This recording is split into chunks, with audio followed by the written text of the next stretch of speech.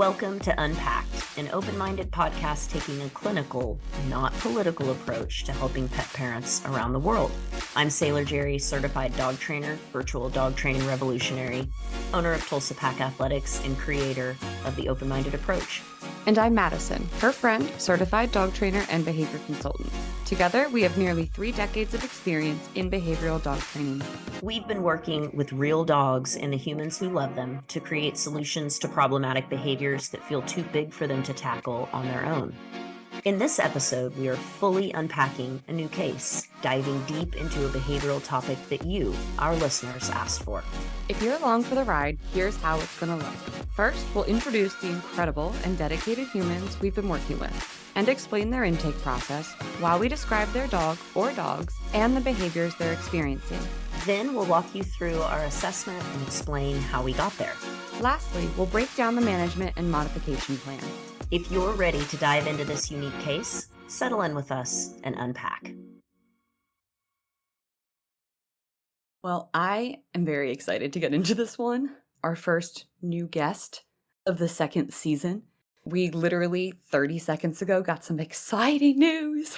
I can't stand this. I just want to know more, and I want to know it now.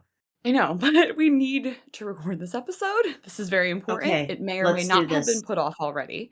Mattison, we can't leave the people waiting.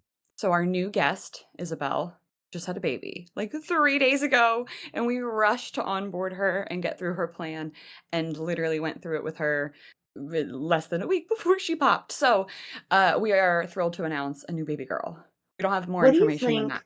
What do you think it's like being a baby that grows up in Coachella? I'm missing so much. I'm missing so much lived experience to be able to answer any of that question. I can answer that for you. Okay, please do. I really want to hear your answer. Well, I think probably it's not really that cool in terms of that there's a music festival there. I think it's probably just Coachella Valley itself is beautiful. Yeah. But I think it's kind of like those people that grow up in places where there's all the snow and they ski all the time. And I'm like, that's weird. They're probably just going to festivals in Coachella as kids. Or living in Orlando. You just kind of go to Disney on the weekends or something. Just put your rollerblades on and skate down. I don't know what it's like to live in Orlando. Do you? I don't know. No, now I want to go to Orlando, though. Let's go skate. Okay, so let's get into this training plan. We are talking about Taz today. Isabel and her dog Taz. And this was a selection that we made. We chose to onboard Isabel. When I say that, I just mean bring her into our space, take her through the intake process. We decided to have her go through this before anybody else because we knew that she was expecting a baby. And so we did put a little bit of a rush order on everything to try and get to the point of being able to go through her plan with her before she gave birth, which we were thankfully able to do. Now, the main behavior that Isabel reached out for was a resource guarding, which really, when you looked at the intake information at all, you could see there was a lot more than that going on. And Isabel knew that.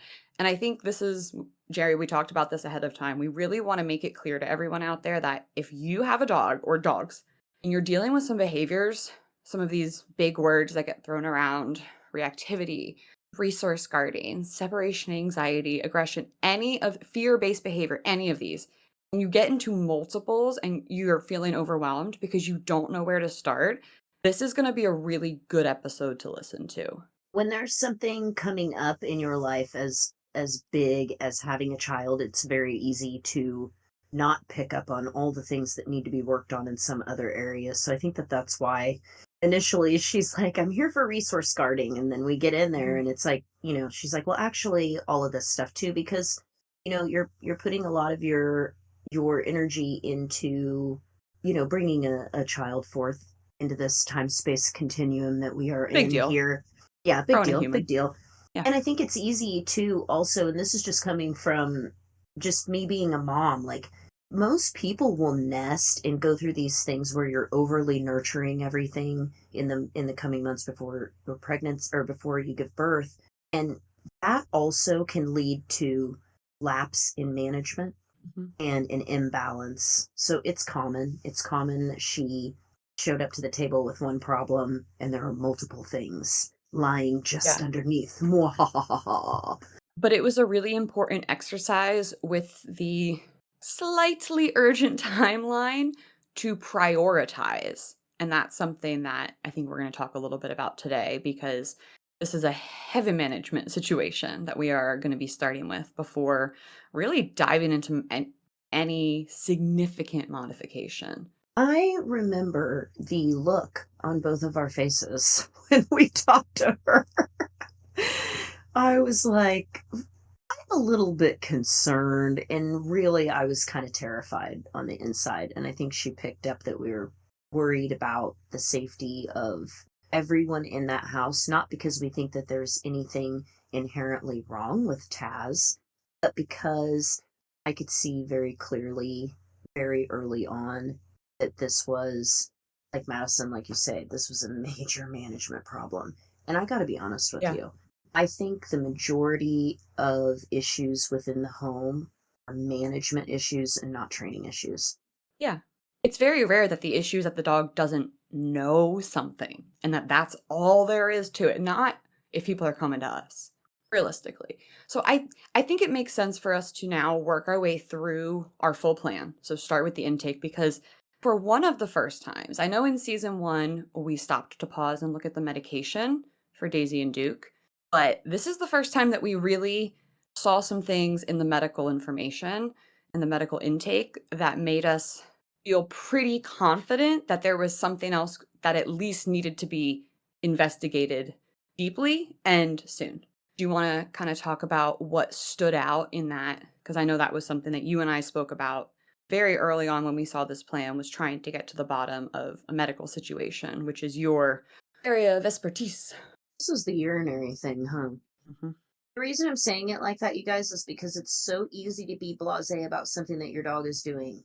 If your housebroken dog is pissing in the house, that's something's wrong. Like, if it's your fault and you were gone for hours and hours and they just couldn't hold it, that's one thing. I would encourage you to, look at that and not repeat that as much Or as if you they're possibly maybe can. marking a specific Mhm. item or area, that could be something else. But I think when you're seeing, like, dribbles.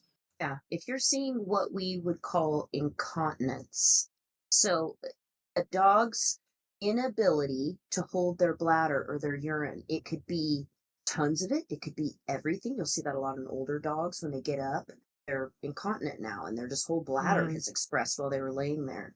You'll mhm. see incontinence in sometimes younger female dogs who have some issue with the hormones in their body because, and this is a fun fact for everybody listening, the sphincters in our body are controlled by hormones, by the hormone system. So you have a sphincter in multiple places in your body. You've got one Hmm. at the end of your stomach. You've got, a sphincter in your bladder. You got a sphincter in your bung. You got I tons of knew that different one. ones. Yeah, and so when they lose the ability to like contract or to open and close, essentially, that's generally a hormone issue. And so dogs will have sometimes hormone supplement that they'll take, or they'll take something that has a very low phenylpropanylamine if for incontinence. But it's not normal for an adult dog to be dribbling urine, to be inappropriately urinating, to have pink urine or Mhm. blood tinged urine. All of those things are like immediate, Yeah, because you're looking at things like UTIs, you're looking at things like potentially diabetes, you're looking mhm. at things like different, you know, different bladder issues. I don't want to freak anybody out. Stones, Yeah, crystals, those are incredibly common, more than people know. And and so, very especially if uncomfortable and painful. it's very uncomfortable and painful. And it sounded, after talking to Isabel, like this had been something that she was seeking some help for and using some supplements, which is great. Mhm.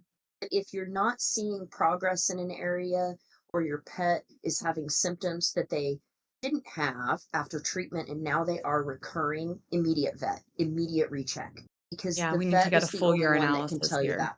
Yep, full urinalysis. That would even, I mean, I'll go real crazy and be like, you need to see that, because I want somebody that specifically reads urinalysis all day long to look at that. But there's many ways to do that, and urinalysis are inexpensive inexpensive. They're generally less than $50, and then you'll get an exam fee with that. But it's something I don't want people to not go and get things like that because of cost, because it happens to be one of the more inexpensive things. Yeah, that's really good advice to give because I wouldn't have known. It is hard to know within that care what is going to be more or less expensive unless you've worked in the field. So Yeah. that was really good insight. Thank you. And just Um, another tip, you guys, if your dogs have something like that and they get put on a supplement, they will be on that for life. They'll be on that for life. It's not something that, like, when they develop it, generally you need ongoing maintenance. And so hopefully Isabel is going to get that checked out and get on something that works for Tess. yeah, yeah. So one of the other things that really stood out for us, and the primary behavior that Isabel was reaching out about was a resource guarding, resource aggression, mostly towards the cats, two cats. And that was something that we were able to pretty quickly be in agreement between all three of us that there needed to be some significant and immediate management shifts because we actually decided it wasn't reasonable for the cats to be in and about Taz's space when he has things like his food or other high value items. And, vice versa, that when the cats are doing their thing, that Taz can kind of be set aside from that and creating a little bit more separation. And in fact, I think it was really Taz that was getting irritated with the cats, not the other way around. So I don't know that the cats needed the break so much as Taz, but by giving Taz his own new zone where he's in a kennel, he's in a room behind a closed door. And that's actually another important thing to mention too, is that after we collected our initial round of intake information, Isabel moved, which is a huge stressor for sensitive dogs. I mean, even for confident dogs, that's going to impact them in some way. It's, their whole world, their whole environment has shifted. But this actually gave us, I think, a really good opportunity to create that good, safe place for Taz and just say, like, the cats don't need to be in here. And now we have two levels of management because we have Taz in his kennel and we have the closed door. So the cats can't even be near his bubble, which is important because we were seeing a lot of breakdown of trust around his food and not having his food and his resources advocated for and him having to do it himself. So one thing we talked about was how a big management shift like this can actually be really impactful to how our dogs feel because all of a sudden we've created all this safety that wasn't there before and all these boundaries that we are advocating for them. So that's one of the first things I think we're going to be checking back in with her is, how are these management strategies going? And are we noticing any decrease in agitation from the increased management and also the veterinary attention, which was also top of the list? This particular scenario, I wouldn't say is triggering for me, but I get really serious with people about it because one of the best dogs I ever had, one of the kindest dogs that I ever had, killed my cat. I mean, I think he just one bite, one shake, and that was it. And it was my favorite cat that I ever had. He was a Persian named Magical Mr. Mistopheles. And Oh they my got along gosh. really well. And when he did that, I was like, something is not right. Something is wrong with him. I just came home and the cat was dead and he didn't have, there was no blood, there was nothing, but I knew that the bulls were out. And I thought he probably walked by the bull because I had noticed that Bam was letting out some low growls, but I only saw it on one or two occasions and it seemed Mm, pretty random. And so I let it go. I let it go and it cost me my cat's life. And mm, what ended up happening was Bam, there was something wrong with Bam. He was sick and he felt pity, yeah. and that made him act in ways that I don't think he ordinarily would have. And I will tell you, I've seen that with a lot of dogs over the years. When they don't feel well, that increases a problem that's already existing. I should have had better management. I should not have let the cat walk around near my dog's food bowl ever, especially when he was eating. I have a client right now who has a similar living situation, different kind of dog, but very similar to Isabel. And same thing. I was just like, oh my gosh, please do not let the cats do that. Please do not. Like, you guys need to realize, listeners, your dogs are made to not around. They will not. And it just takes a simple small mistake to kill a smaller animal. And so management is absolutely paramount. Yeah. And I lost that dog probably 2 weeks later. He ended up what was wrong was he had hemolytic well, he had autoimmune mediated hemolytic anemia, and it was just, it's a spleen deal, kind of, that's the best way for me to Okay. explain it. But it was Okay. something was wrong with him, and so if you notice these things, you have to say something and do something, especially Yeah. if you're gonna be bringing a baby in. On top of all Especially of that. On top of all of that. I think something that would be helpful now would be to go through our kind of reframed and prioritized goals for Isabel and Taz. And then I want to do something that I don't think I did in previous episodes, which is actually read right from our plan the assessment that we provided, because I actually think that that's really valuable. So, looking at the goals, we really separated these out into two buckets, our short term and our long term, knowing that the short term is stuff we're going to talk about and start working on now, and long term stuff just has to wait. So, on the short term list, top of the list, baby prep. We had to get some boundaries in place that we're going to keep everyone safe. That's that all the way buttoned up management. The second goal is the food aggression. The third goal is something we actually haven't mentioned yet, which is some pretty significant fears, predominantly sound sensitivity within the home. And again, these are actually new based on his move, so something that we kind of had to figure into our plan as we were working the plan. We also have some just arousal and excitement when he's out in the world on the leash, and I think a little bit inside the house too, but it seems to be much more managed inside. So the long-term goals that we had to kind of just push off into the future, and as long as we have management in place for them, we can delay working on modification because we have other things that are more urgent. This is the leash reactivity. This is an overall confidence and trust, and the new separation anxiety, which again only really happened after the move. Now I want to read the full assessment that we gave to Isabel for Taz, and then we're going to go deep into our management strategy that we provided to her. Taz has a high level of excitement and requires more arousal management. He is reactive on the leash and appears to have a low level of confidence. Taz displays aggressive behavior around food items dropped on the floor and has a long list of sounds that produce a fear response, such as the washer dryer.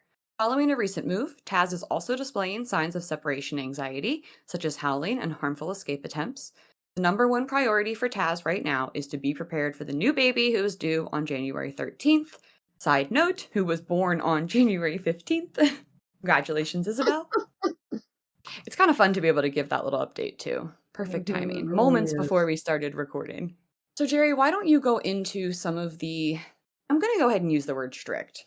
The strict management recommendations and strategies, because really this wasn't a deep, discussion or question. These things really need to be put into place for safety, because we did feel it was a situation with a level of risk. Yeah, these are definitely rhetorical statements. And It wasn't asking. Isabel was awesome. She was Oh, she totally was ready to super listen open to to it. She was there yes. for it. She reached out for it. Yeah. Mhm. Yeah, she really was. So as a mama myself, I really take this very seriously, and I don't know if it's strict or not. I mean, I think it's common sense. I think some people would maybe call it strict, but I have a rule about the age of child that can touch my dog, even if it is my own child. So any child that's under the age of about 2, 3, please don't touch the dog at all. Because if you can't repeat back to me the rules, I can't be sure that you fully understand them. And I'm not going to have something happen to a small child over a moment, a fleeting moment of that child having to interact with a dog. It is complete, senseless, useless. I saw that. That was weird. I think it like froze and stuttered. That was weird. So instead of using a number as like a threshold for age, I actually use a quality, a very specific quality, which is coachable. Is that human child coachable? Can they understand? Because the age, it varies. I've met very coachable 4, 5, 6-year-olds, and I've also met 9-year-olds that I wouldn't let anywhere near my dog. Yeah. Yeah, I think it's determining how do you determine if that child is coachable in that one setting, though? You know what I'm saying? It Like, depends on a ton of things. Normally, I just yeah, ask it their does. parents. I have to have, my thing is that I have to have a lot of data. So I have to be Right. around those children a lot and see them actively following the rules, Are they and comfortable? then Mhm. yeah, then Have absolutely you we can talk observed that about some safe quality? Right, interactions. exactly. Mhm. And what that does, what all of this management that we're about to talk about does, is that it creates a different expectation in your dog. Your dog is not expecting that cats are gonna walk through its food bowl anymore. It's expecting that it's gonna eat peacefully without anyone in the room, and that's what it needs. Or it expects that maybe the little baby is crawling by on the floor, but the baby does not touch the dog, and there's some separation there. There's all these little, there's reasons why we're doing this, and it's not just to be strict or not provide access. This is one of the hardest parts of having a dog for people, is they just want it to be a free for all half the time, and that's not what it is. These are beautiful, loving, intelligent, really, I think, majestic creatures, but they can be very dangerous. And so we just, management above all. One of my Wanna favorite make a resources. Oh, go ahead.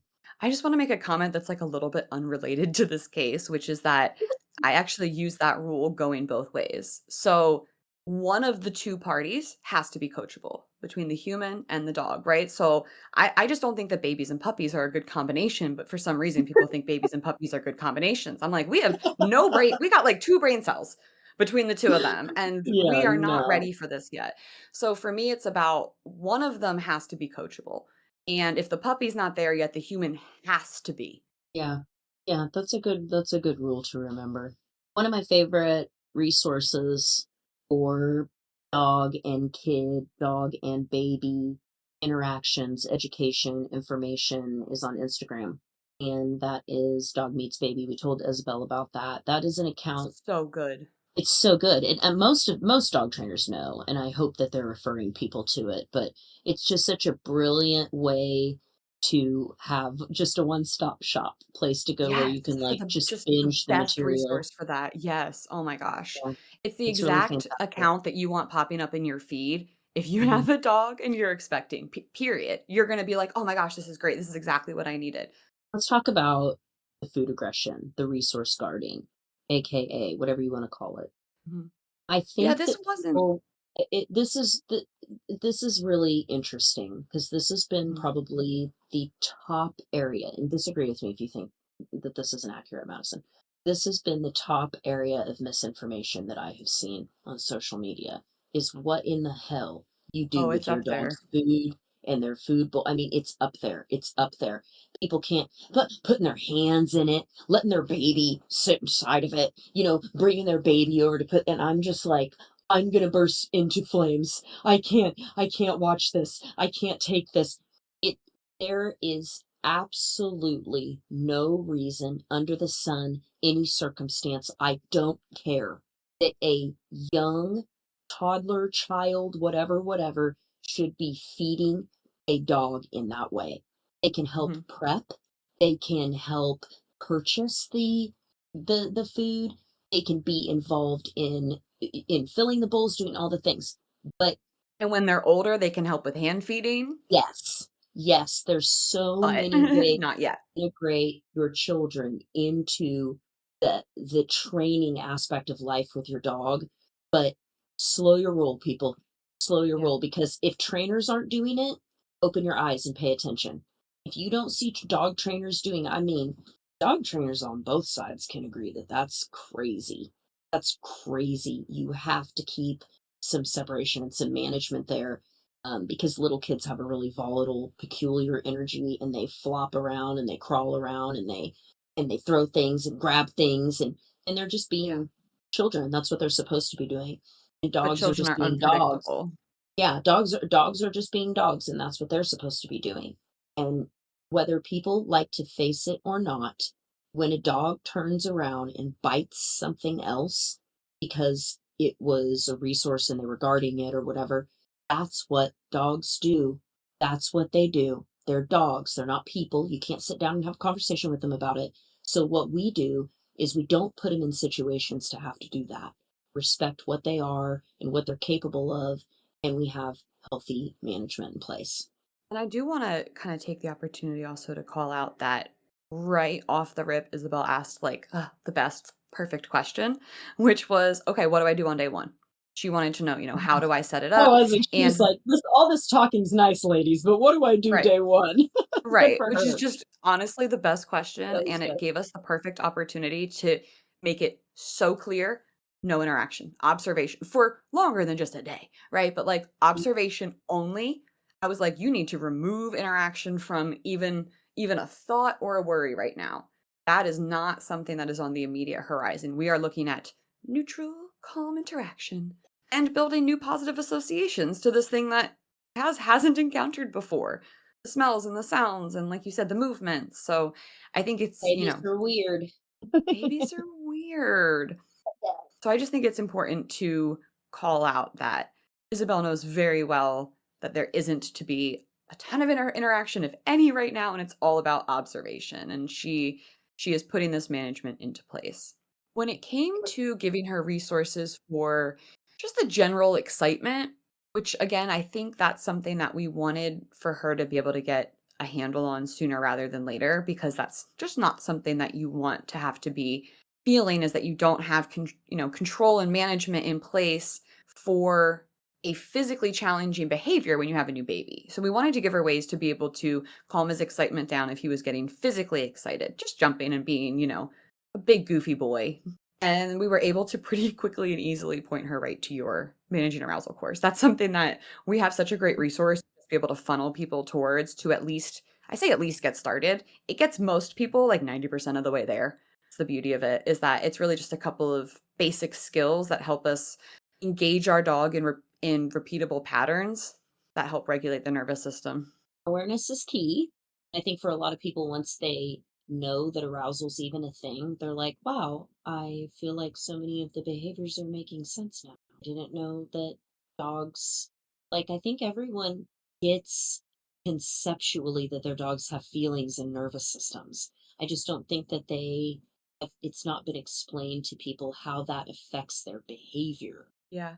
Yeah, I think it takes the right message or metaphor for each person to be able to get that right, because not every human person has maybe that experience of having felt their nervous system that dysregulated. I know I have. And that was a big wake up moment for me to kind of piece together those two experiences. Same, same, and I did that at about 39, so I can I mean, it took me a really long time to Certainly even wasn't learn. when I was, like, a child. It takes so much, and honestly, that's, like, still the biggest work in progress, is just regulation and keeping myself balanced in that way. I think it would be helpful now to move on to the modification and talk about the things that we wanted her to start doing, to step forward and start to create a slightly easier tomorrow. The management was really about keeping everybody super safe, reducing a little bit of that day-to-day stress that she was feeling, but it was also time to start creating less stress for Taz, around some of the new aspects of his environment that were really challenging, like the very noisy washer and dryer. That's something that I don't want to say gave her permission, but encouraged her to start to do some desensitization too, because there's no escaping it. It's something that they're going to be, it's going to be used. He's going to hear it. And if it was that distressing for him, then we need to start making steps to make that less distressing, because it's really hard to regulate our nervous system when we are being totally freaked out, potentially multiple times a day. Desensitization's long game, you guys, it's But if long you game. don't start now, A little bit, it, yeah.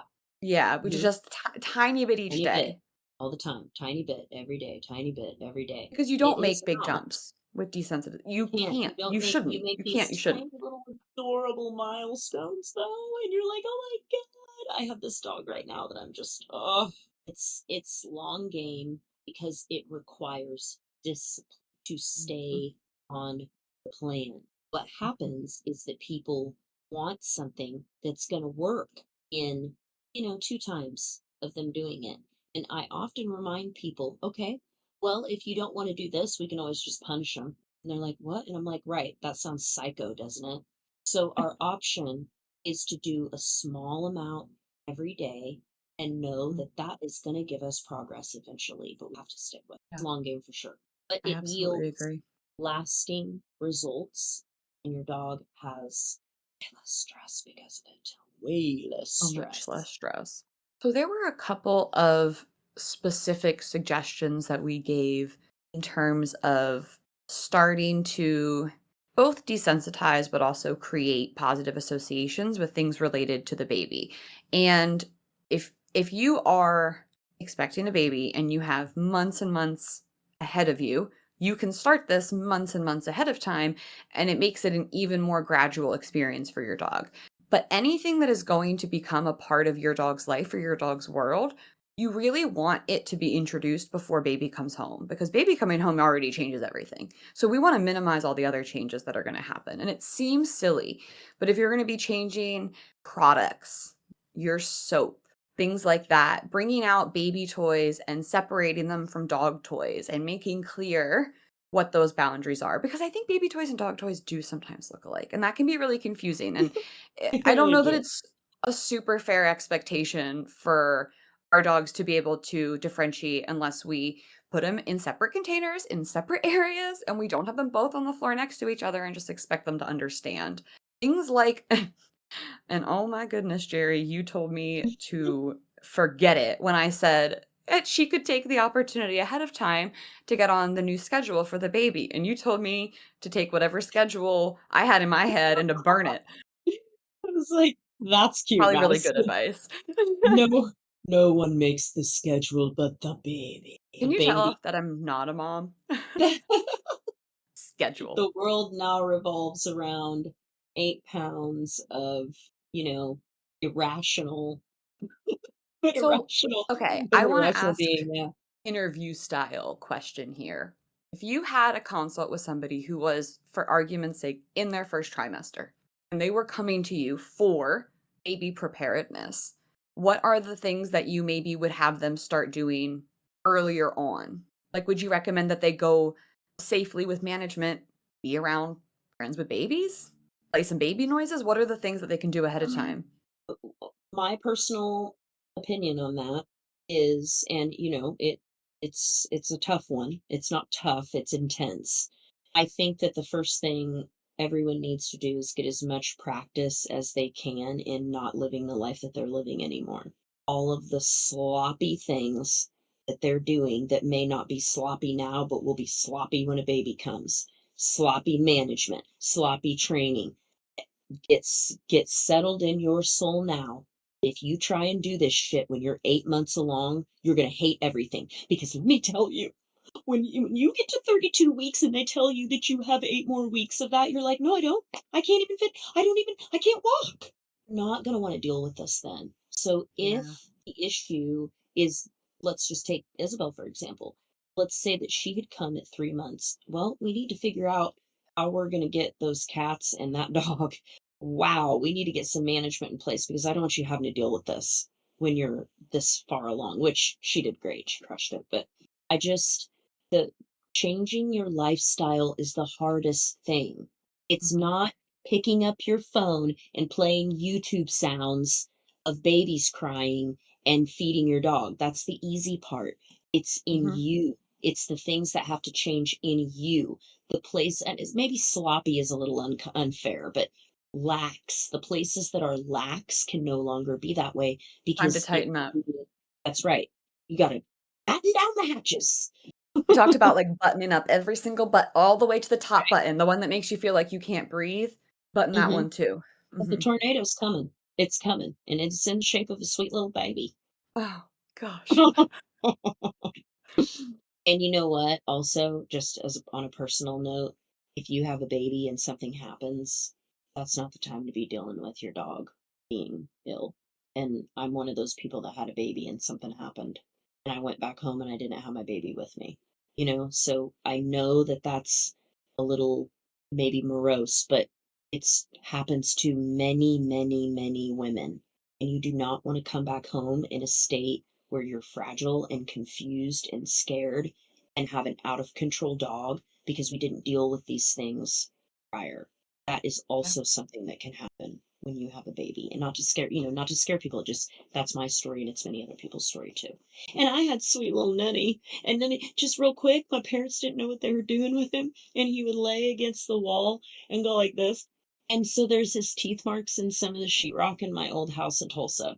I don't know. Oh, Everything else was fine, but he was just so like you just like to probably chew bored the out of his. wall a little bit. Well, I mean, they're old people. Like, they were just, like, there to help take my daughter to school and, like, make food for her and stuff while I was in a different city in the hospital with Milo.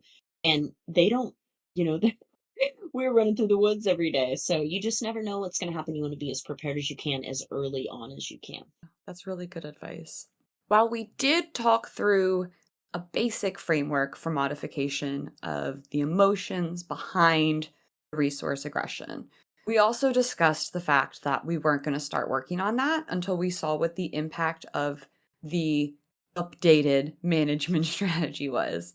And we also probably at that point are going to evaluate if that's even worthwhile, if we even are going to have opportunities for that to be an issue. If the cats are never allowed around Taz while Taz is eating, then that's never an issue. If there's a desire to have some sort of more integrated situation, then we have options and plans that we can start working towards that. With management, we talked through always having 2 levels of management when we're starting something like this, where there's a high risk and there's been a previous physical altercation, nothing significant, but enough that we felt it was risky and either needing like a leash and a gate or a leash and a muzzle or a muzzle and a gate, something, 2 levels, always. Not something we're immediately focused on, because realistically, until we get this really significant management shift in place, it's just not even time. It's not even time to start looking at that.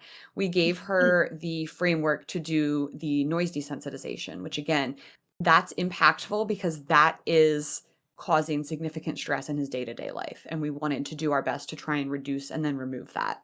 We've got some sound sensitive babies out there. Y'all just don't understand. I mean, same. Same. I don't like loud noises. It's like, So think I about it, get you it. guys. If you went inside an arcade, if that bothers you, that's how a dog feels when it bothers them. Very similar, overwhelmed, and they don't know why. They're having these reactions to seemingly small sounds because they're just sensitive, damn it. Well, their But you hearing can work on is it. better than ours.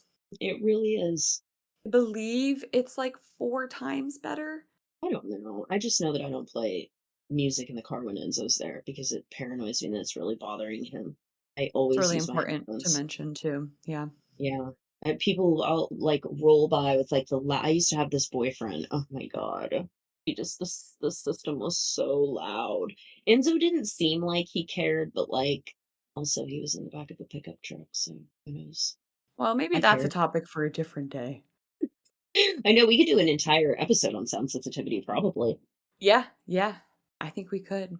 Well, we will definitely have Isabel back for a future follow-up episode, and you will be able to hear us going through her entire case plan with her on her unpack episode. Oh, with the baby. I'm so excited for And just know her. we're literally going to hang up from this call and go check and see what she said. How cute. So excited. I want to know names. I want to know stats. Chunky baby stats. We are going to go find the chunky baby stats, and we will see everyone next time. Bye. Unpacked was created by Jerri Scherff and Mattison Skoog-Simpson, edited and produced by Josh Wasta under the supervision of Straight Up Dog Talk LLC and Emily Breslin. If you are enjoying this podcast, follow or subscribe to be sure you don't miss an episode, and leave us a review on your favorite podcast platform. Looking for more honest and relatable dog content? Check out our sister podcast, Straight Up Dog Talk. See you next time.